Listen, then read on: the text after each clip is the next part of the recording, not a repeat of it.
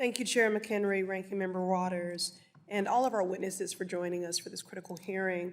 I know it's been a long morning, but that being said, I truly hope that this is the first and not the last hearing that we're going to have on these recent bank failures.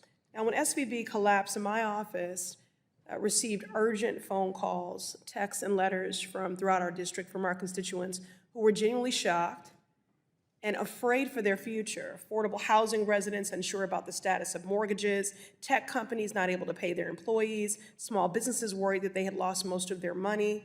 Now, while I'm glad we did avoid the worst possible scenario, Congress should consider SVB collapse a wake-up call and take action.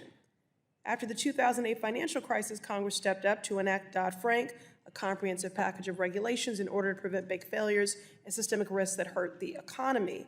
However, in 2018, the Republican majority in Congress passed a deregulation bill that stripped away crucial requirements and got rid of enhanced prudential standards. Donald Trump and Republicans, including some of my colleagues sitting in this very room, celebrated signing this dangerous piece of legislation. The 2018 deregulation law specifically made it easy for SVB and Signature Bank to engage in risky management practices with little to no oversight, and we must rightfully assign some of the responsibility for this bank turmoil to deregulation efforts. Vice Chair Barr, when Congress passed the deregulation bill in 2018, which was lobbied for by banks like SVB, is it fair to say that it reduced supervision requirements by the Fed for small and medium-sized banks? The overall effect of the law was for the smallest banks to reduce regulatory burden for banks within 50 to 100 billion in range to limit the Federal Reserve's discretion with respect to those institutions. But for institutions over 100 billion, the Federal Reserve retained discretion to do something different. It chose in 2019 to put in place a set of rules that I think had the effect overall of reducing supervision and regulation of such firms. Right, so it definitely did. The deregulation bill relaxed requirements for stress tests and resolution plans. The dangerous and irresponsible nature of this deregulation bill was completely predictable. In no way was this turmoil inevitable. The then Federal Reserve Governor Brainard opposed it, as well as both of you, Vice Chair Barr and Chair Gruenberg. And yet here we are.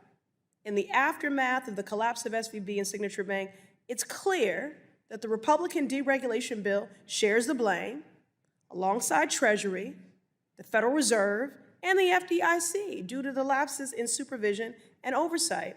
Chairman Gruenberg, for folks who are concerned about the future of small and medium-sized banks in this country, what assurances can you give them? Well, Congresswoman, as a general matter, our small and medium-sized banks remain in good condition, including their liquidity. And I think the actions we took did help to stabilize the system.